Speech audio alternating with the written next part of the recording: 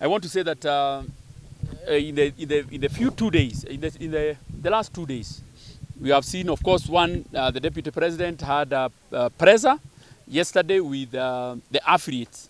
And one of the things that he was talking about is basically that he, together with his team, is that the Jubilee government has not performed. And we want to say categorically, from my constituency, from Nyeri, I want to say that the Jubilee government has performed from 2017. Giving the examples, in my own constituency, there was no single kilometer of tarmac.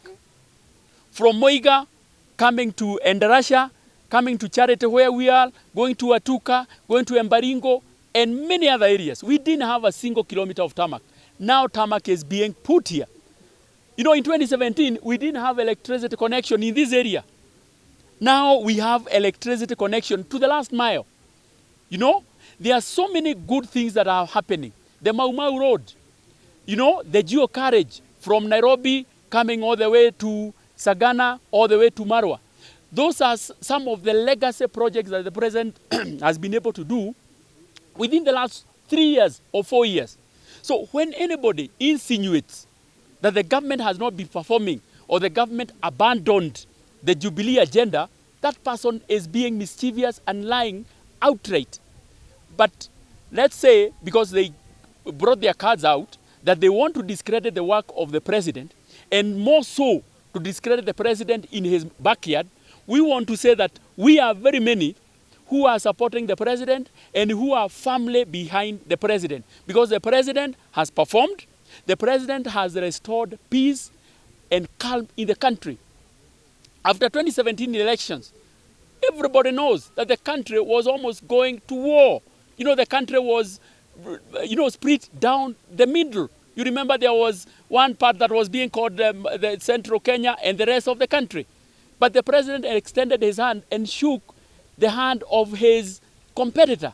We brought peace because naturally the president is the symbol of peace in any country. After that peace came to the country, we are able now to get development. We have investors who have come to our country.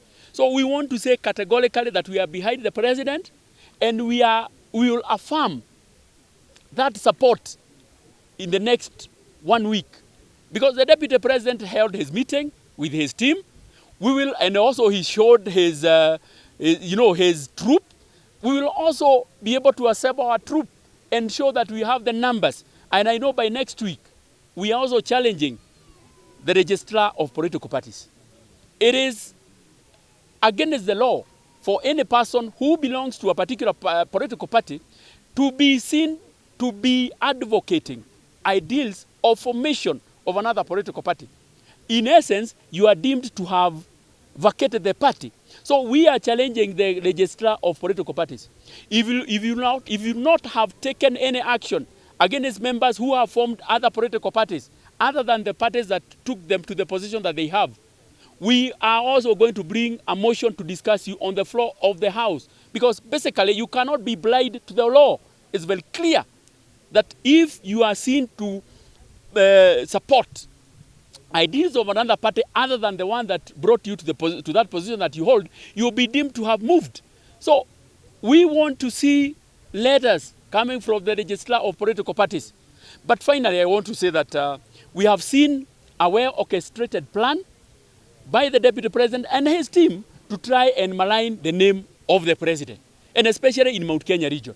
And that one, we are not going to take it lying down, because we know that the president has done so much for our people. The president has committed a lot of resources, the entire country, and the president wants to leave a legacy for the entire country.